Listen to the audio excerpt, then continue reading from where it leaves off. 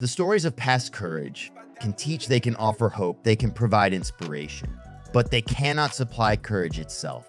For this, each man must look into his own soul. For in a democracy, every citizen, regardless of his interest in politics, hold office. Every one of us is in a position of responsibility. And in the final analysis, the kind of government we get depends upon how we fulfill those responsibilities. The people are the boss, and we will get the kind of political leadership, be it good or bad, that we demand and deserve. Let every nation know, whether it wishes us well or ill, that we shall pay any price, bear any burden, meet any hardship, support any friend, oppose any foe, to assure the survival and the success of liberty. Unite, there is little we cannot do in a host of cooperative ventures. Divided, there is little we can do, for we dare not meet a powerful challenge at odds and split asunder. I think the American people expect more from us than cries of indignation and attack. The times are too grave, the challenge too urgent, and the stakes too high to permit the customary passions of political debate. We are not here to curse the darkness, but to light the candle that can guide us through that darkness to a safe and sane future. So let us begin anew, remembering on both sides that civility is not a sign of weakness and sincerity is always subject to proof. Let us never negotiate out of fear, but let us never fear to negotiate.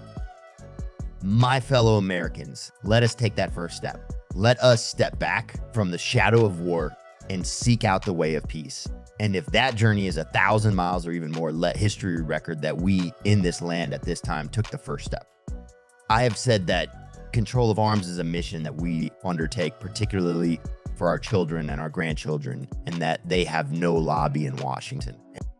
I have pledged myself and my colleagues in the cabinet to a continuous encouragement of initiative, responsibility, and energy in serving the public interest. Let every public servant know, whether his post is high or low, that a man's rank and reputation in this administration will be determined by the size of the job he does and not by the size of his staff, his office, or his budget.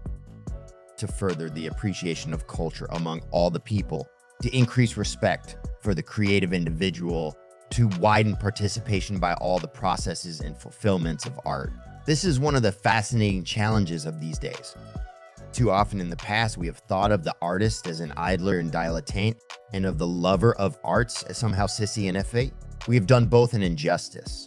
The life of the artist is, in relation to his work, stern and lonely. He has labored hard, often amid deprivation, to perfect his skill. He has turned aside from quick success in order to strip his vision of everything secondary or cheapening. His working life is marked by intense application and intense discipline.